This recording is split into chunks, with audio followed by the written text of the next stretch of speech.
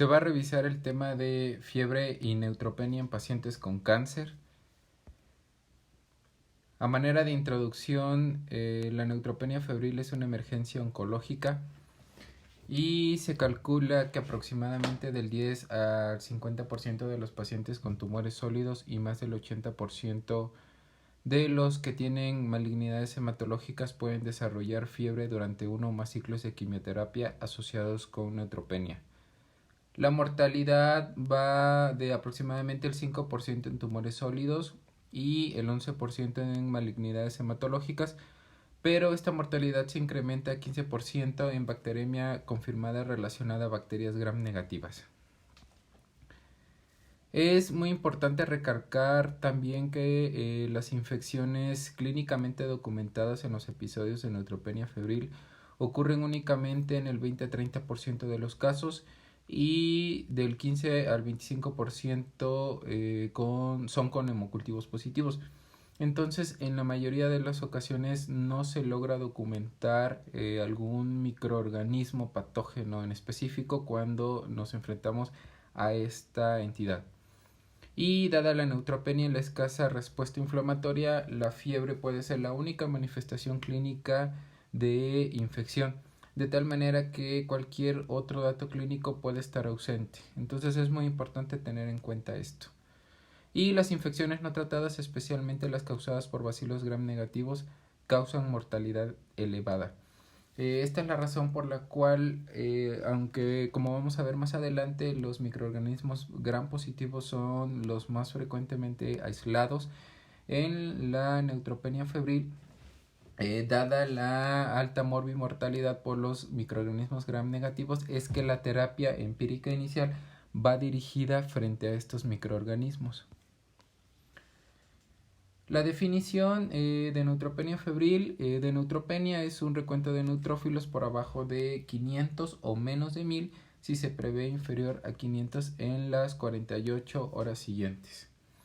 Y la temperatura oral con una determinación aislada mayor a 38.3 o dos mediciones consecutivas mayores a 38 por 2 horas.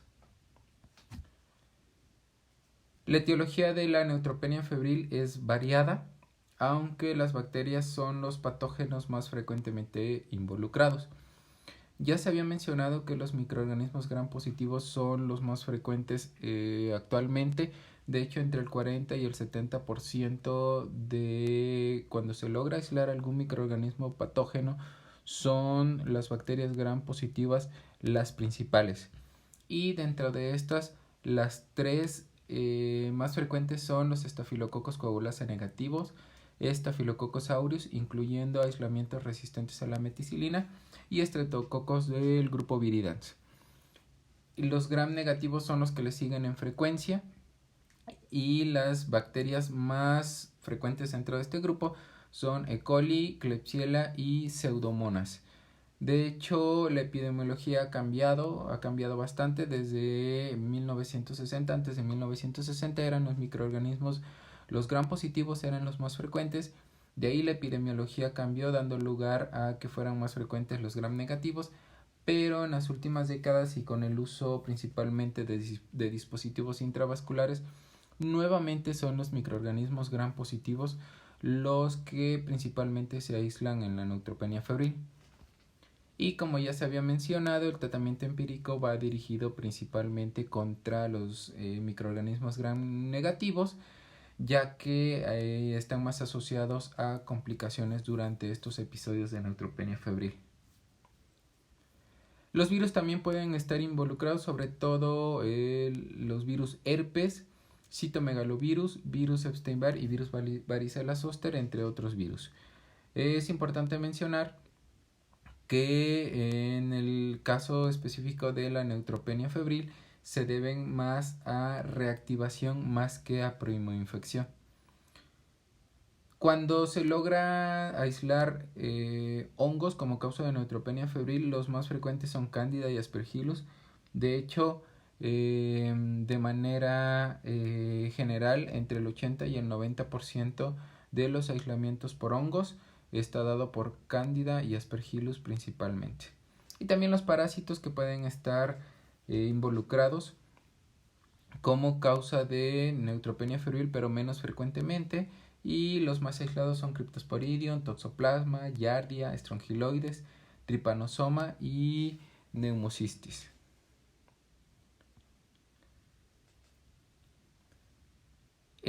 Durante el protocolo diagnóstico terapéutico del paciente que se presenta con fiebre y neutropenia, hay que tener varias consideraciones en mente. Desde realizar una historia clínica adecuada en donde se interroguen varias condiciones como comorbilidades, infecciones previas, medicación habitual, fecha de último ciclo de quimioterapia y los síntomas, hasta un examen físico lo más detallado posible en donde se recojan los signos vitales y posibles sitios infecciosos. Aquí nada más menciono orofaringe, piel, pulmón, catéteres vasculares, tracto gastrointestinal, pero realmente se tiene que realizar un examen físico exhaustivo que incluye además examen neurológico, que incluya fondo de ojo, soplos cardíacos, revisión de piel muy detalladamente, uñas y también región perianal, región perineal en búsqueda de sitios probables de infección. Y los exámenes complementarios que incluyen analítica completa, creatinina, urea, electrolitos, enzimas hepáticas, bilirrubinas, equilibrio ácido-base, proteína C reactiva, procalcitonina, hemocultivos. Es muy importante cultivos de áreas sospechosas en caso de que se sospeche de que alguna parte anatómica sea la causante o el origen del sitio infeccioso. Es importante tomar los cultivos pertinentes. Y radiografía de tórax en caso de que haya síntomas sugestivos de afectación pulmonar. Este es un algoritmo bastante simplificado para el abordaje inicial de los pacientes que se presentan con neutropenia febril, que incluye desde que se hace el diagnóstico hasta que se clasifica al paciente como de bajo riesgo o de alto riesgo.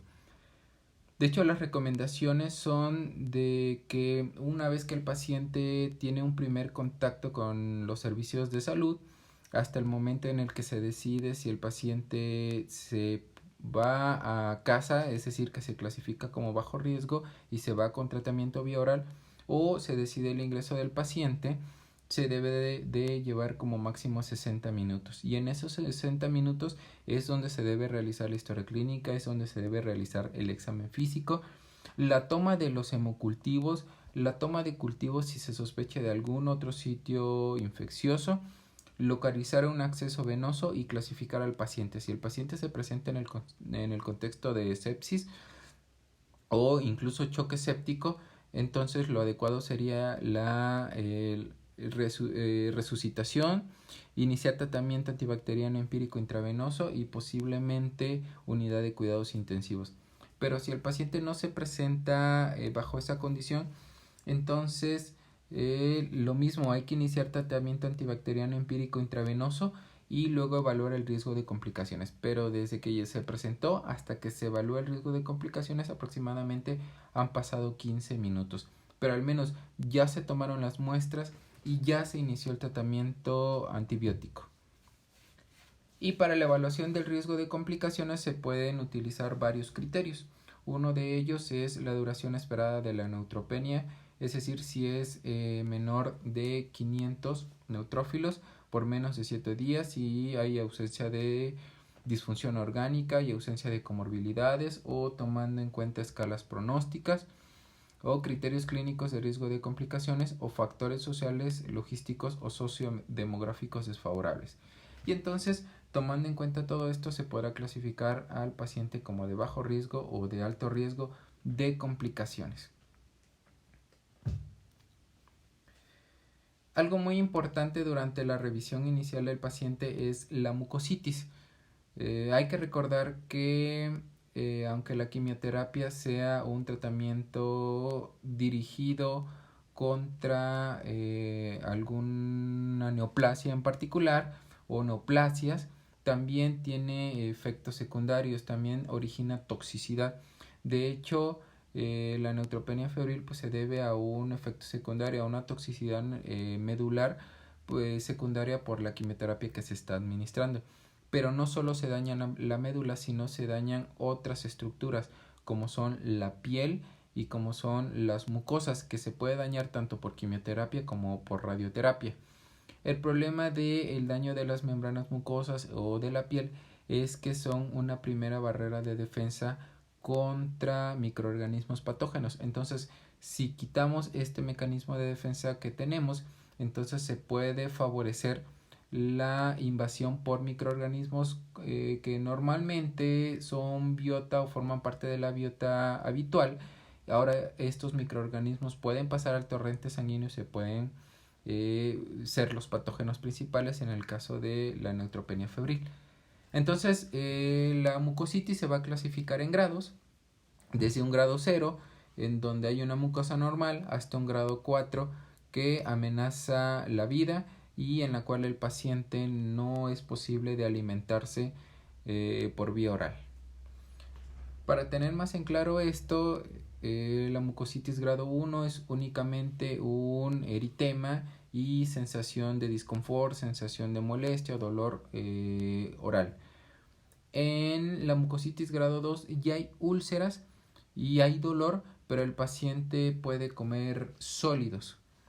En la mucositis grado 3, el paciente ya es incapaz de comer sólidos y únicamente puede alimentarse con líquidos. Y en la mucositis grado 4 ya hay mayor afectación y más dolor, y en esta el paciente ya es incapaz de alimentarse por vía oral.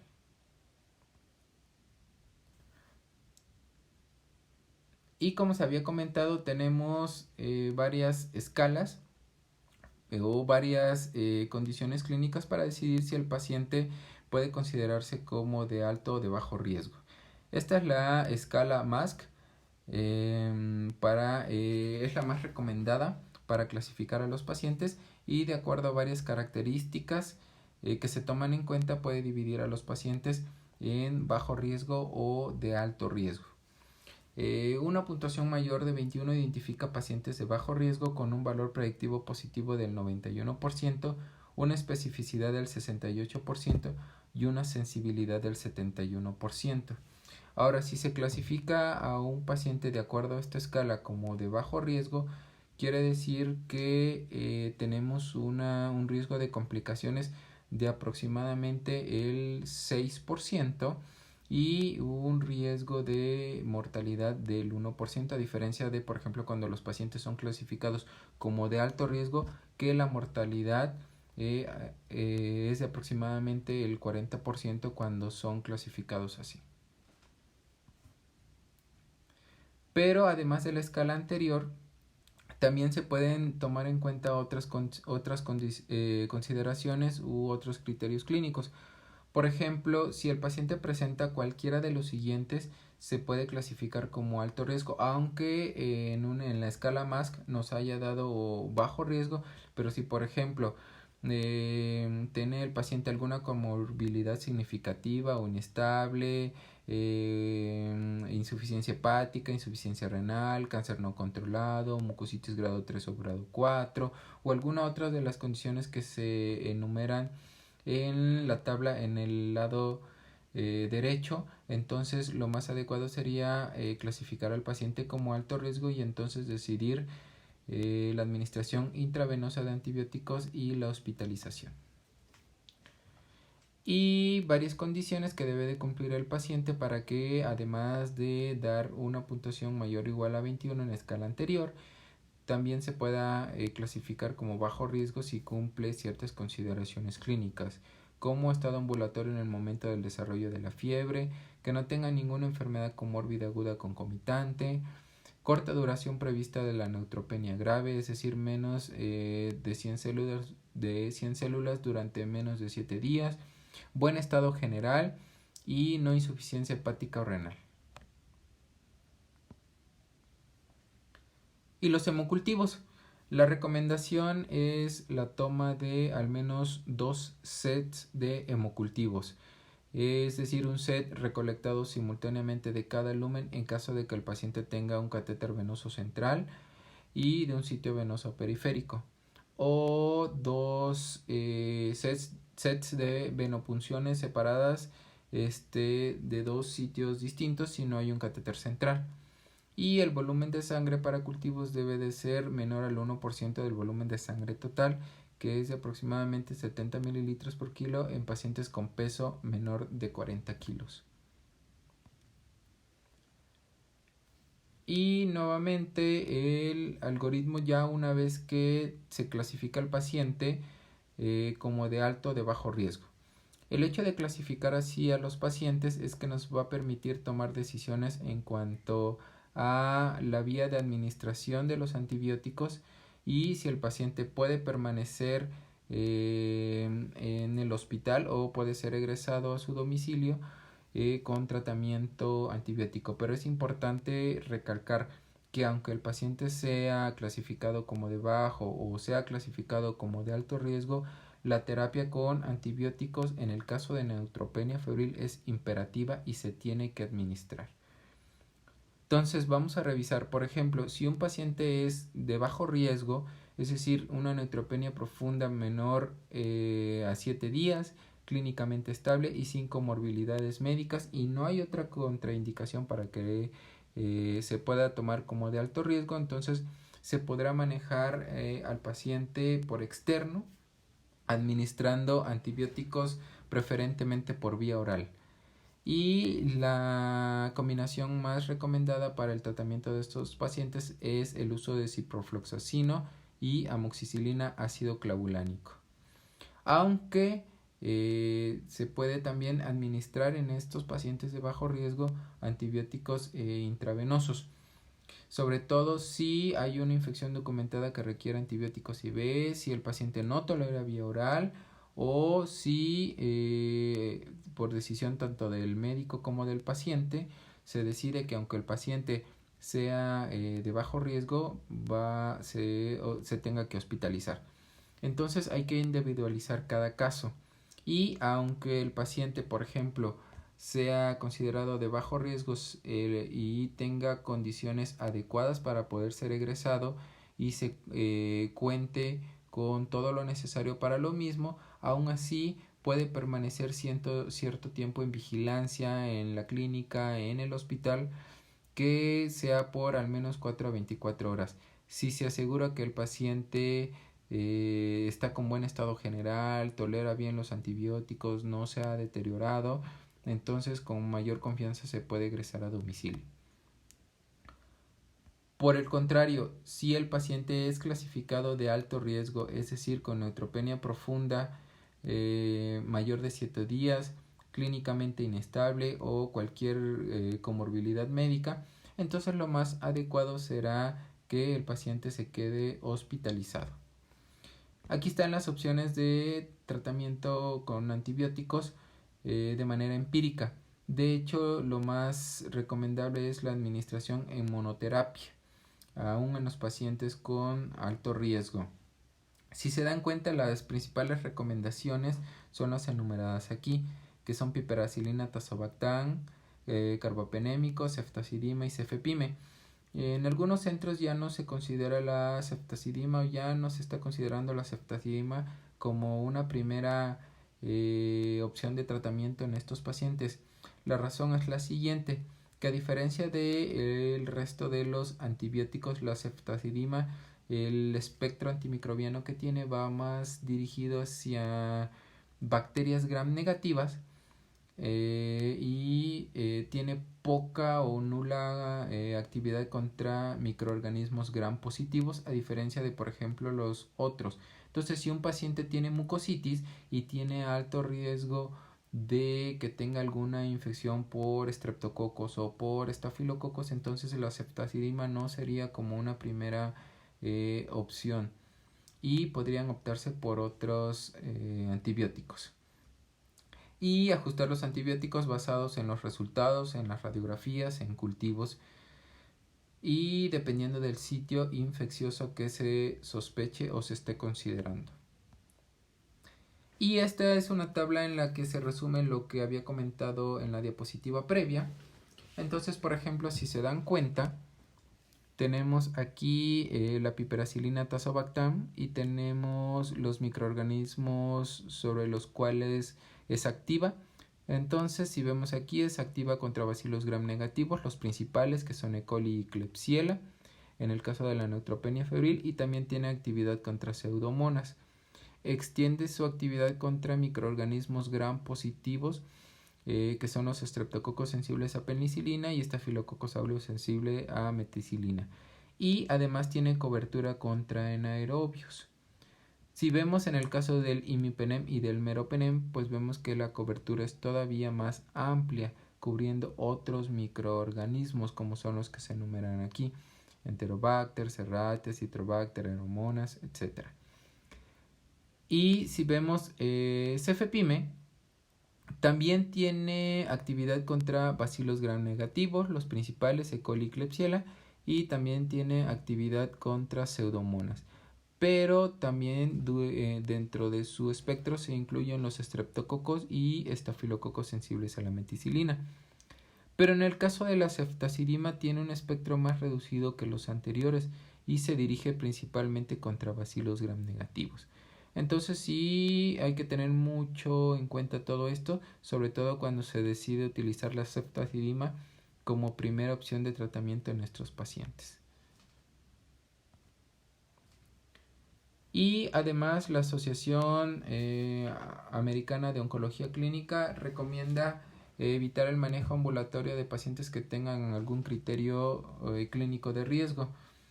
Por ejemplo, que tengan trombocitopenia severa, anemia, enfermedad tromboembólica, hipotensión, arritmias, insuficiencia cardíaca, enfermedad cardiovascular, hemorragia, intolerancia oral, náuseas o vómitos, diarrea, dolor abdominal, en fin, varias consideraciones que se deben de tomar en cuenta y que no se prevean o no se hayan tomado en cuenta en las escalas previas. Entonces, si el paciente tiene alguna de estas situaciones, lo mejor será que sea clasificado como de alto riesgo y de preferencia que permanezca hospitalizado. Las dosis de los antibióticos orales son nada más algunos, no son todos. En este caso menciono amoxicilina, ciprofloxacino, levofloxacino, moxifloxacino, y más adelante vamos a hacer alguna consideración sobre el ciprofloxacino y el levofloxacino cuando estemos hablando de la profilaxis.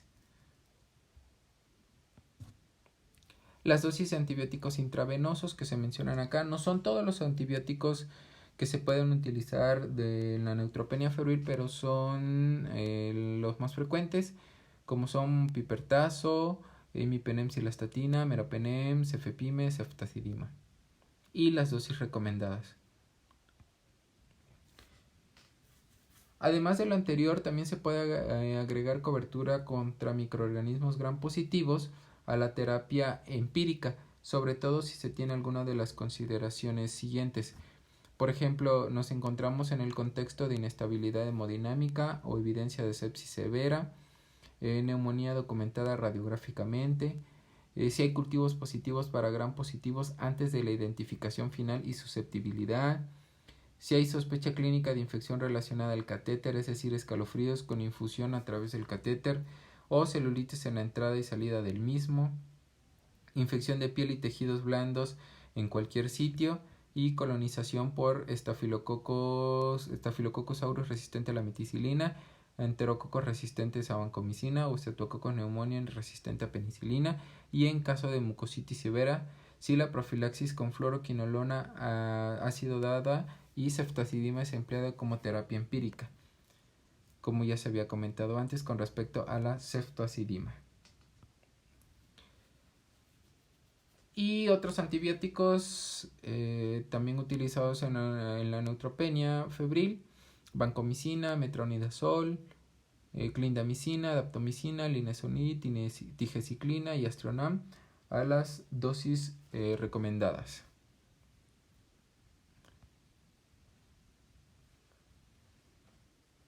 Y aquí tenemos un diagrama sobre el seguimiento de estos pacientes. Aquí nos encontramos ya en el día 2 a 4 después de la terapia antibiótica empírica. Y tenemos aquí el paciente de riesgo bajo o paciente de riesgo alto.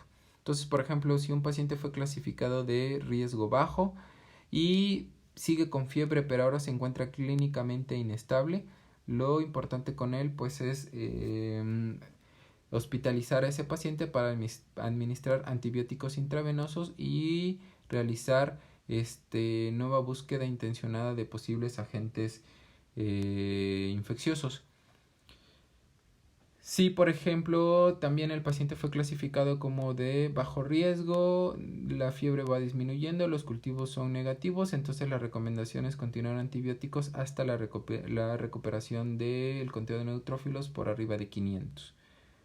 Si el paciente fue clasificado ya sea como de alto o de bajo riesgo, pero hay documentación de algún sitio infeccioso, ya sea por clínica o ya sea por microbiología, entonces lo recomendable es dar tratamiento dirigido contra el agente aislado y tomando en cuenta también el sitio infeccioso documentado. Y de manera general la recomendación es de 7 a 14 días de antibióticos o más, dependiendo de la infección que se trate, o hasta la recuperación del recuento absoluto de neutrófilos por arriba de 500. Paciente también con documentación de una infección, pero no responde, entonces hay que reevaluar, reexaminar y tomar nuevamente cultivos, realizar estudios de imagen, realizar estudios serológicos, incluso ampliar la terapia antimicrobiana cubriendo ahora posibles mecanismos de resistencia que no se hayan tomado en cuenta previamente. Y un paciente clasificado como de riesgo alto, en el cual la fiebre va disminuyendo, los cultivos son negativos, también recomendable continuar con los antibióticos hasta el recuento de neutrófilos por arriba de 500 células. En caso de fiebre persistente, pero el paciente se encuentra estable, se recomienda continuar con los antibióticos que se han administrado y evaluar posibles sitios de infección.